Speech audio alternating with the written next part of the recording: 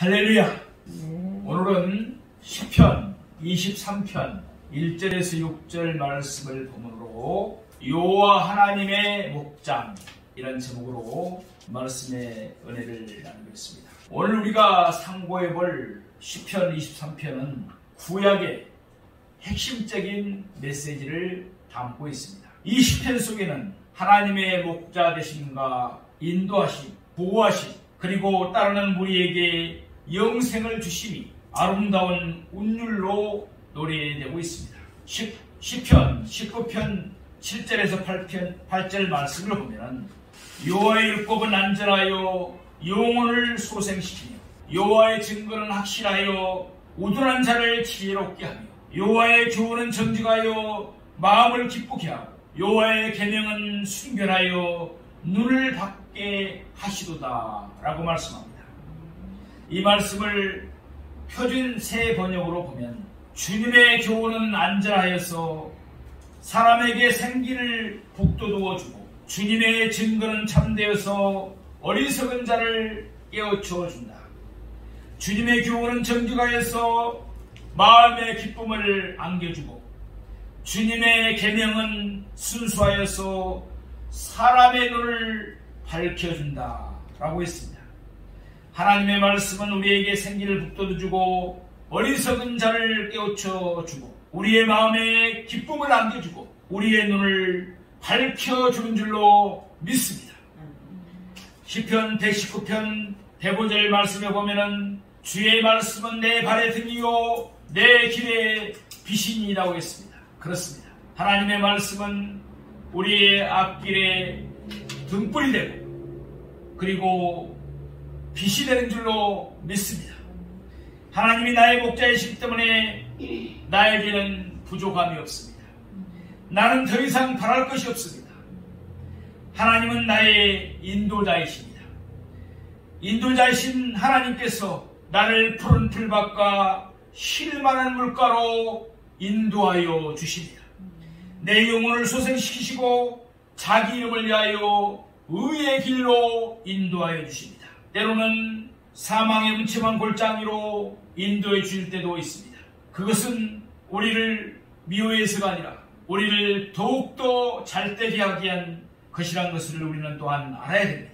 평안한 삶으로만 인도하시는 하나님이 아니십니다. 때로는 우리를 절망의 골짜기, 눈물의 골짜기, 어둠의 골짜기, 염려의 골짜기로 인도하실 때도 있습니다. 그러나 우리는 낙심하거나 좌절해서는 안 됩니다. 그 골짜기를 지나면서 우리가 더욱 하나님을 만나게 되고 찾게 되고 결국에는 하나님의 더 큰 축복이 있음을 우리는 믿습니다. 오늘 본문 시편 23편은 6절밖에 되지 않은 짧은 시에도 시편 가운데 백미로 꼽히며 시공간을 초월하여 많은 성도들에게 감동을 주고 애송되고 있는 시편입니다.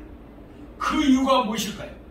그것은 이 시편이 하나님과 시인 자신 그리고 하나님과 백성들과의 관계를 더할 나위 없이 친밀감 있게 표현하고 있기 때문에 그렇습니다. 본 시편 말씀을 읽어가노라면 마치 우리 자신이 양을 치는 목동이 된 것 같은 느낌이 다가옵니다. 이 시를 노래한 다윗은 실제로 양을 치면서 푸른 초장, 맑은 시냇가 그늘 밑에서 양떼들을 바라보며 비판을 켜면서 이 노래를 불렀지 않았을까 하는 생각을 해봅니다. 목자 되신 하나님의 인도로 말미암아 시인은 자신을 축복의 잔이 넘치는 사람이라고 표현하고 있습니다.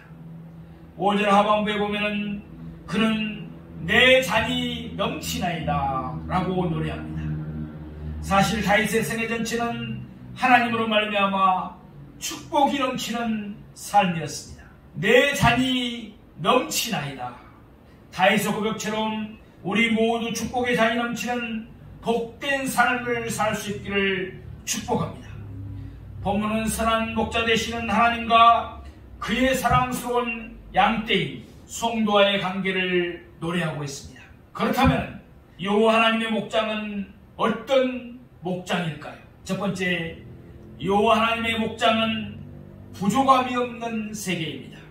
우리 1절 말씀을 보시겠습니다. 여호와는 나의 목자시니 내게 부족함이 없으리로다. 아멘. 축복의 잔이 넘치는 사람은 여호와 하나님을 자신의 목자로 모신 사람입니다. 여기 여호와를 신약 성도는 예수님으로 바꾸어 부를 수가 있습니다.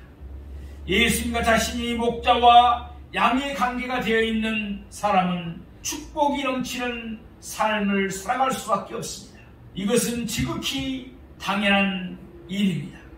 왜냐하면 예수님이 목자가 되셨기 때문입니다. 우리 1절 말씀에 보면 여호와는 나의 목자시다라는 선언적 의미를 담고 있는 여호와 로이로 시작되고 있습니다. 이는 본 시편이 여호와 하나님을 목자로 다윗 자신을 양으로 전제하여 하나님에 대한 절대 의존과 절대 신뢰를 노래하는 시임을 보여주고 있습니다. 축복의 잔이 넘치는 사람이 되려면 무엇보다도 먼저 예수님을 자신의 목자로 분명히 모셔야 될 줄로 믿습니다. 그리고 인격적으로 그 예수님을 만나는 체험을 갖는 것도 중요합니다. 그리고 성령님을 받아서 성령이, 예수의 영이, 하나님의 영이 우리 마음속에 들어와 있는 그런 사람들이 되어야 될 줄로 믿습니다. 다윗의 고백을 다시 한번 들어보겠습니다. 여호와는 나의 목자시니 내게 부족함이 없으리로다.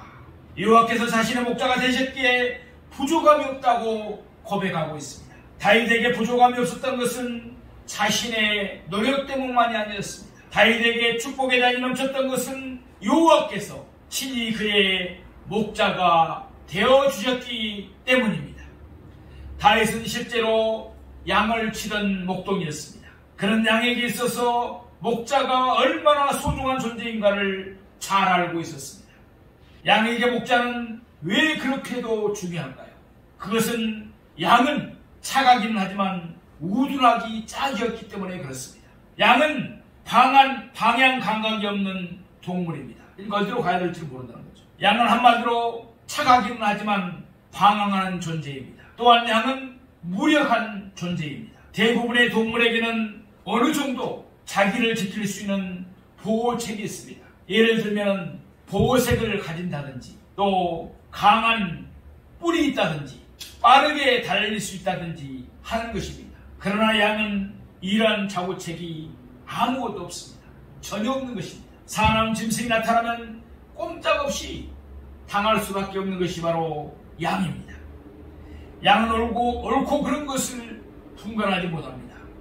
이사야 53편 56절에 보면은 우리는 다 양 같아서 그릇 행하여 각기 제 길로 갔거늘 라고 말씀합니다. 우리는 다 양 같아서 그릇 행할 수밖에 없고 각기 제 길로 갈 수밖에 없는 죄인들입니다. 우리는 옳고 그름을 분별 못하는 무지한 인간들입니다. 그렇기 때문에 목자가 필요한 것입니다. 사랑하시는 성도 여러분, 우리의 목자는 누구입니까? 세상에는 인생의 목자로 자처하는 자들이 많습니다. 그래서 자기가 자칭 재림예수라고도 하고 또 돌을 닦아서 도인이 됐다고 해서 사람들을 가르치려 하기도 합니다. 그러나 그들은 우리를 멸망의 길에서 구원할 수도 없으며 죄에서 깨끗게 할 수도 없습니다. 우리 인생의 참 목자는 예수 그리스도밖에 없는 줄로 믿습니다. 예수님만이 우리 죄를 위해서 죽으셨습니다. 양을 위해 목숨까지 버린 목자는 예수님 한 분밖에 없음을 우리는 믿습니다. 요한복음 10장 11절 말씀에 보면 나는 선한 목자라 선한 목자는 양들을 위하여 목숨을 버리거니와 라고 말씀합니다. 또한 요한복음 10장 15절에 보면 나는 양을 위하여 목숨을 버리노라 라고 말씀합니다. 구원의 길로 인도하실 목자는 오직 예수 그리스도뿐인 줄로 믿습니다. 요한복음 14장 6절에 보면 내가 곧 길이요 진리요 생명이니 나로 말미암지 않고는 아버지께로 올 자가 없느니라. 아멘. 예수 그리스도를 통하지 않고는 하나님께로 나아갈 자가 아무도 없습니다. 그러므로 예수님만이 구원자임을 우리는 믿습니다. 사랑하시는 성도 여러분, 우리의 목자는 누구십니까? 우리는 누구를 따라가고 있습니까? 예수님을 우리의 목자로 모시고 그 목자를 따르기만 한다면 우리는 축복이 넘치는 삶을 살게 될 줄로 믿습니다. 우리 모두 다윗처럼 주님과 우리의 관계가 목자와 양의 관계가 되어서 축복의 잔이 넘치는 삶을 살아가는 저와 여러분이 되시기를 주님의 이름으로 축복합니다. 두 번째, 여호와의 목장은 안식이 있는 세계입니다. 우리 2절 말씀을 보시겠습니다. 그가 나를 푸른 풀밭에 누이시며 쉴만한 물가로 인도하시는 도다. 아멘. 축복의 잔이 넘치려면 목자의 인도를 철저히 받아야 합니다. 우리는 주님이 우리를 푸른 풀밭에 누이고자 하실 때 기쁨으로 따라야 합니다. 쉴만한 물가로 인도하실 때 철저히 순종해야 합니다. 그럴 때 축복의 잔이 철철 넘치게 되는 것입니다. 다윗의 삶이 그러했습니다. 여기 푸른 풀밭은 단순히 풀이 많이 나 있는 녹지대만을 지칭하는 것이 아니라 거주할 수 있는 곳을 말합니다. 즉 광야의 뜨거운 햇빛을 피하여 쉴 수 있는 그늘진 곳도 포함하는 이상적인 목초지를 나타냅니다. 거친 광야와 험한 산지가 대부분인 팔레스틴에서 이스라엘 땅에서 이러한 목초지는 풍요와 안식을 상징하기에 충분합니다. 그리고 쉴만한 물가에서 쉴만한 언어에 보면은 메누하로 되어 있습니다. 제가 오늘날 영어나 히브리 헬라고 어려운 말은 잘 안 씁니다만 꼭 알아둘 필요가 있습니다. 메누하, 쉴만한 이라는 단어입니다. 이 말은 안전하게 쉴 수 있는 곳, 평온한 거처를 의미합니다. 여기서는 양들이 쉴 수 있는 가장 안전한 위치와 장소를 의미하고 있습니다. 특히 이 단어는 복수형으로 사용되어서 목자이신 하나님께서 이러한 장소를 여러 군데 마련해 두셨음을 알 수가 있습니다. 실제적으로 물이 부족하고 우기와 건기가 뚜렷한 팔레스틴에서 목자들은 양들이 물 먹는 장소에 각별하게 신경을 써야 했습니다. 그러나 물만 있다고 모든 것이 해결되는 것은 아닙니다. 왜냐하면 주변에 사나운 냉수들이 푸시탐탐 양들의 생명을 노리고 있기 때문에 그렇습니다. 물가가 필요하지만 그곳은 쉴만한 곳, 양들이 안전하게 쉴 수 있는 물가여야 합니다. 주님은 바로 이곳으로 우리를 인도하십니다. 사랑하시는 성도 여러분, 축복이 넘치는 사람이 되면 우리를 푸른 풀밭 쉴만한 물가라고 인도하시는 예수님에게 확실하게 소속되어 있어야 합니다. 요한복음 15장 5절에 보면은 나는 포도나무요 너희는 가지라. 그가 내 안에 내가 그 안에 거하면 사람이 열매를 많이 맺나니 나를 떠나서는 너희가 아무것도 할 수 없습니다. 아멘. 예수님과 자신 사이에 포도나무와 가지의 관계가 성립되어 있는 사람은 축복이 넘치는 삶을 살아갈 수밖에 없습니다. 이것은 당연한 결과인 것입니다. 왜냐하면 주님께서 포도나무이시고 우리는 그 가지이기 때문에 풍성한 열매를 맺을 수밖에 없는 것입니다. 포도나무에 붙어있기만 하면 풍성한 열매는 자연적으로 맺혀지게 되어 있습니다. 우리에게 중요한 것은 예수님에게 붙어있는 것입니다. 즉 소속감입니다. 우리는 예수님에게 붙어있으면 주님의 철저한 인도 안에 있어야 합니다. 성경은 교회를 예수님의 몸이라고 했습니다. 에베소 1장 23절에 보면 교회는 그의 몸이니, 또 골로새서 1장 28절에 보면 그는 몸인 교회의 머리시다 라고 했습니다. 그러면 가지는 누구입니까? 우리가 바로 가지입니다. 고린도전서 12장 27절에 보면 너희는 그리스도의 몸이요 지체의 각 부분이라 했고, 에베소서 5장 30절에 보면 우리는 그 몸의 지체임이라고 했습니다. 그러므로 가지가 줄기에 붙어있다는 것은 교회에 소속되어 있어야 한다는 것을 말씀하고 있는 것입니다. 구원받은 성도들은 교회를 떠나서는, 예수님을 떠나서는 아무것도 할 수가 없습니다. 교회는 양들의 집이고 하나님의 목장인 줄로 믿습니다. 본절에 나오는 푸른 초장이 어디입니까? 교회가 바로 푸른 초장이 되어야 됩니다. 본시편에 나오는 한 폭의 그림 같은 내용은 산천초목을 두고만 하는 이야기가 아닙니다. 오늘 우리 교회의 모습을 보여주는 말씀인 것입니다. 사랑하시는 성도 여러분, 우리는 목자의 인도를 철저히 받고 있습니까? 그렇다면 우리는 푸른 초장, 즉 교회에 확실히 속해 있는 것입니다. 모든 축복은 예수님을 통하여, 즉 교회를 통하여 내려오는 줄로 믿습니다. 그러므로 교회는 우리 축복의 터전인 것입니다. 주님은 누구를 위해 교회를 세워주셨습니까? 구원받은 성도들을 위해서 교회를 세워주신 줄로 믿습니다. 우리는 그러므로 교회를 떠나서는 아무 열매도 맺을 수가 없는 것입니다.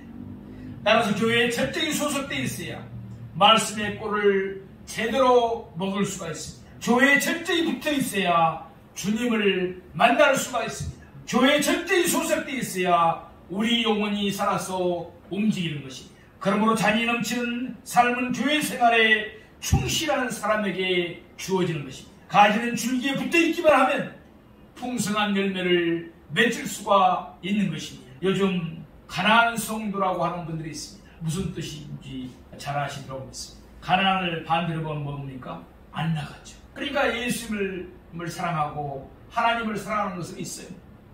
또 믿음도 일부 갖고 있을 수도 있겠죠. 그러나 교회는 나오지 않습니다. 왜요?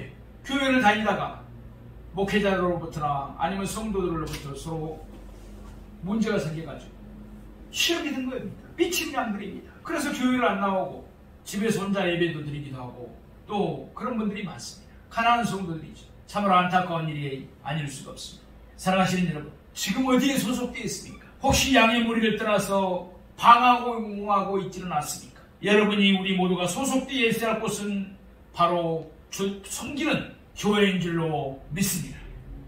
우리의 신분은 양입니다. 목자의 사랑을 받아야만 되는 예수님의 어린 양들입니다. 우리는 다른 생각을 버리고 양의 우리 안에 있어야 될 줄로 믿습니다.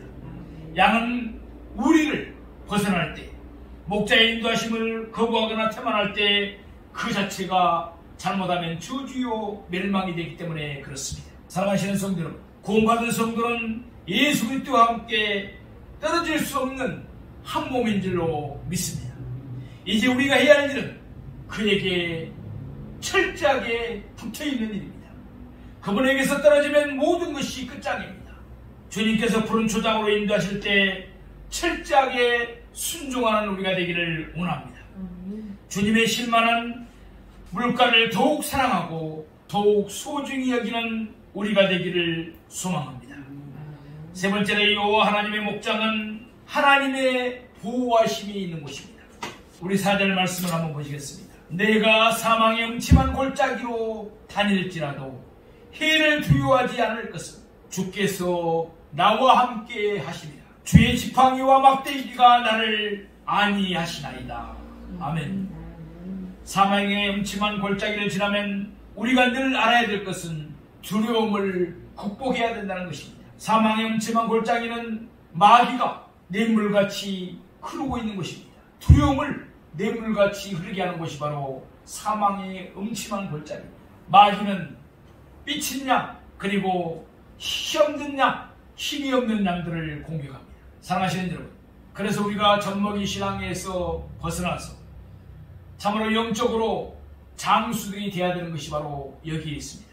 우리는 교회를 다니면서 성령을 받고 물과 성령으로 거듭나 부르짖어 기도해서 능력받아서 모두 다 예수 그리스도의 좋은 군사가 되어야 될 줄로 믿습니다. 그리고 우리의 마음속에 성령의 열매가 맺혀서 가는 곳마다 예수 그리스도의 편지가 되고 향기가 되는 우리 모두가 되기를 주님의 이름으로 축복합니다. 우리가 두려움을 극복하기 위해서는 마귀가 들은 두려움들이 대부분입니다. 두려움을 극복하기 위해서는 두려움을 바라봐서는 안 됩니다. 믿음의 주에 온전케 하시는 예수님을 바라보셔야 됩니다. 성경에는 365번이나 두려워하지 말라고 기록되어 있습니다. 1년 365일입니다. 우리 인간이 불안에 떨거나 두려워하기가 그만큼 쉽다는 이야기예요. 마귀는 두려움을 주기 때문에 그렇습니다. 우리가 두려움에 쌓여서는 예수님이 우리를 생명처럼 사랑하셔서 품에 품어주시는 것입니다. 예수님은 어떤 분이십니까? 하늘과 땅의 모든 권세를 가지신 천지 만물을 창조하신 하나님이신 줄로 믿습니다. 사망이 아무리 다가와도 예수님을 이길 수 없는 것은 예수님이 죽음을 안고 십자가에서 죽어서 부활하셨기 때문입니다. 죽음을 이겨서 부활하신 분은 예수님 한 분밖에 없습니다. 그 예수님 우리를 생명처럼 귀하게 생각하시고 품고 계시고 이 예수님 우리를 보호하고 계시니 사망의 음침한 골짜기를 이길 수가 있는 것입니다. 그러므로 사망의 음침한 골짜기 있더라도 다른 거 보지 말고 환경 바라보지 말고 낙심하지 말고 예수 그리스도를 바라보며 승리하는 우리가 되기를 소망합니다.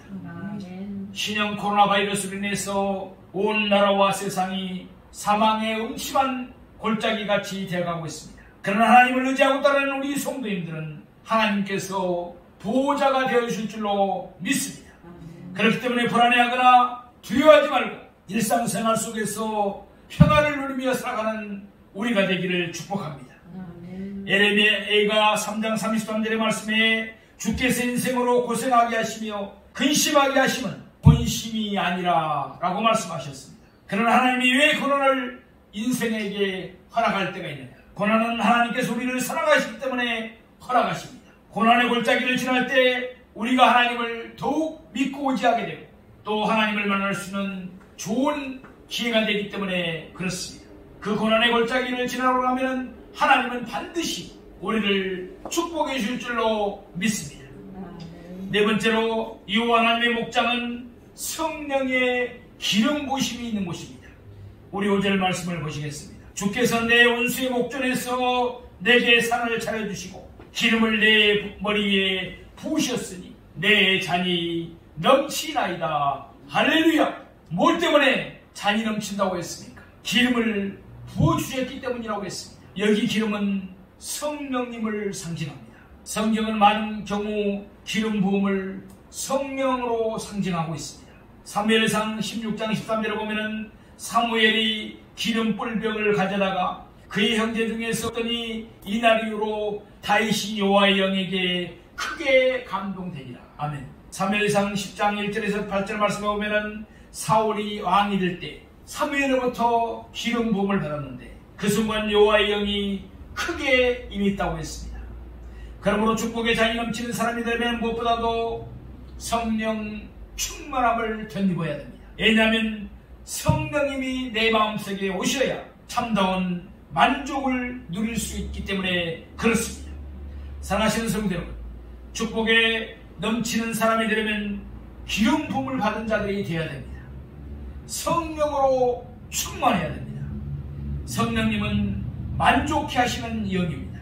성령님이 오시면 누구나 기뻐서 어찌할 줄을 모릅니다. 사도행전 2장 1절에 4절 말씀에 보면 오순절 날이 이밀임에 그들이 다 같이 한 곳에 모였더니 호련히 하늘로부터 급하고 강한 바람 같은 소리가 있어 그들이 앉은 온 집에 가득하며 마치 불의처럼 갈라지는 것들이 그들에게 보여 각 사람이 하나씩 임하여 있더니 그들이 다 성령의 충만함을 받고 성령이 말하게 하심을 따라 다른 언어들로 말하기를 시작하니라. 아멘. 당시 구약에서는 20세상 성인이 되면 남자들은 예루살렘에 가서 1년에 3차씩 하나님께 제사를 드려야 됐습니다. 그 오순절날 제사를 드리기 위해서 디아스포라, 그러니까 이스라엘 나라가 망해가지고 각 나라에 흩어져 살게 되죠. 16개 나라 사람들이 이 오순절에 이제 모여들어가지고 하나님께 제사를 드리죠. 그러나 120문조들은 예수님께서 부활 승천해서 하늘나라로 올라가시면서 약속하신 그 말씀을 붙잡고 그 약속하신 그 성령을 내려달라고 마가의 다락방에 모여서 간절히 기도하고 영혼에 간구했던 줄로 믿습니다. 그때 바로 일어난 현상이 바로 사도행전 2장 1절에서 4절 말씀인 것입니다. 한 곳에 모여 기도하던 120명의 성도들은 모두 다 성령의 충만함을 덧입게 된 줄로 믿습니다. 그리고 방언을 말하게 된 줄로 믿습니다. 다른 언어, 그러니까 예를 들면 사도들은 우리가 잘 아는 대로 갈릴리 다어브 출신들이 대부분입니다. 그런데 예를 들어서 당시 애굽에서 사람이 왔다면 애굽어로, 또 메소포타미아에서 디아스포라, 그러니까 이스라엘 민족의 사람이 왔다면 그 말로 복음을 전할 수 있었다는 것입니다. 이게 바로 다른 언어입니다. 그것을 우리는 언어 방언이라고 합니다. 그러나 우리가 지금 하고 있는 방언은 은사 방언으로서 고린도전서 12장에 나오는 그런 방언입니다. 사랑하시는 여러분, 우리가 방언을 통해서 우리의 기도의 지경이를 내주고 하나님과 직통전화를 한다는 것을 믿으시기 바랍니다. 방언 기도 많이 하는 우리가 되기를 소망합니다. 사도행전 4장 31절에 보면 빌기를 다음에 모인 곳이 진동하더니 무리가 다 성령이 충만하여 담대히 하나님의 말씀을 전하니라 그랬습니다. 모여 함께 기도하던 모든 성도들이 다 성령이 충만해졌다고 말씀하고 있습니다. 성령 충만해지면, 사랑하시는 여러분, 성령이 충만해지면 죽음을 두려워하지 않습니다. 사람을 두려워하지 않습니다. 우리 모두 그런 사람들이 되기를 소망합니다. 이와 같이 성령이 충만하다는 것은 가득 찬 상태, 즉 더 들어갈 수 없이요 흘러넘치는 상태를 나타냅니다. 잔이 흘러넘치는 상태가 바로 충만한 상태인 것입니다. 그렇다면 성령으로 충만한 상태 그 자체가 곧 무한한 축복이 아닐 수가 없습니다. 사랑하시는 성도 여러분, 예수님 안에 있는 성도에게 가장 큰 축복이 무엇입니까? 그것은 예수님의 영이신, 하나님의 영이신 성령님에게 안전히 지배되는 것입니다. 우리 모두 우리 안에 계시는 성령님께 지배되는 삶을 사는 우리 모두가 되기를 원합니다. 무엇으로 인간의 마음을 만족해 할 수 있겠습니까? 무엇으로 인간의 끝없는 욕망을 다 채울 수 있겠습니까? 돈으로 채울 수 있을까요? 명예로 채울 수 있을까요? 권력으로 채울 수 있을까요? 그 무엇으로 우리의 잔을 넘치게 할 수 있을까요? 이 세상 모두를 다 소유해도 인간의 욕망은 채워주지 않고 오히려 갈증만 더해질 뿐입니다. 그러나 아무것도 소유하는 것 없지만 이 세상 모든 것을 소유하는 것보다 더 만족해 되는 비결이 있습니다. 그 비결이 바로 성령으로 충만해지는 줄로 믿습니다.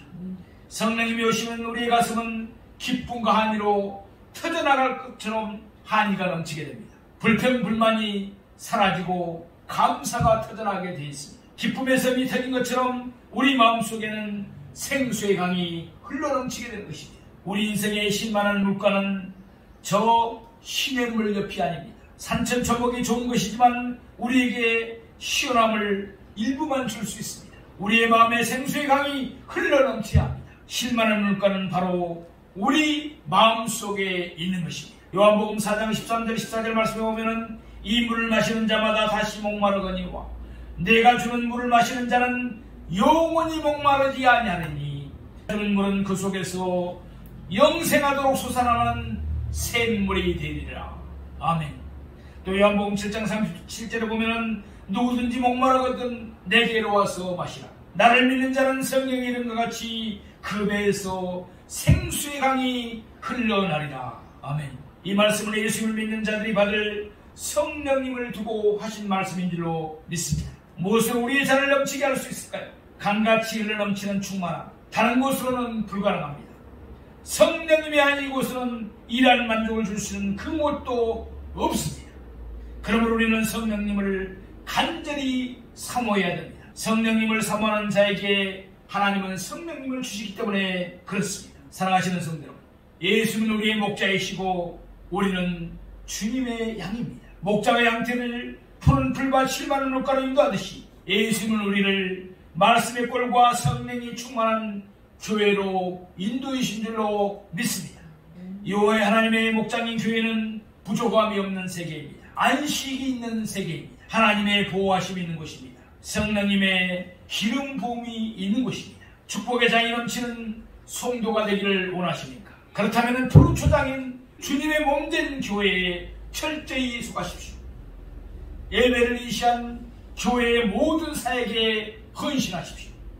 전도와 봉사와 양육과 성도의 교제에 더욱 힘쓰십시오. 그리고 말씀을 늘 가까이 두고 묵상하시고 무시로 성령 안에서 기도하시고 전도하십시오. 그리고 기름 부음을 사모하십시오. 마치 빈들의 마른 풀이 감기를 기다리시듯이 우리의 심령이 갈급해 있어야 합니다. 목마른 사슴이 시냇물을 찾아 헤매듯이 절박한 심령으로 성령님을 사모해야 합니다. 길 잃은 양이 목자를 찾아 헤매듯이 우리는 죄악에서 떠나 예수님께로 돌아가기 위해서 몸부림쳐야 합니다. 길 잃은 양이 목자의 품에 안길 때 풍성한 삶이 보장되는 것처럼 우리 인생은 예수님 품 안에 있을 때만 축복이 넘치는 삶에 살게 되는 것입니다. 시편 23편 5절에 내 잔이 넘치나이다고 고백한 다윗처럼 우리 모두 이 하나님의 목장인 교회에서 축복의 잔이 넘치는 복된 성도님들이 다 되시기를 주님의 이름으로 축원드립니다. 기도하겠습니다. 사랑과 은혜가 풍성하신 아버지 하나님,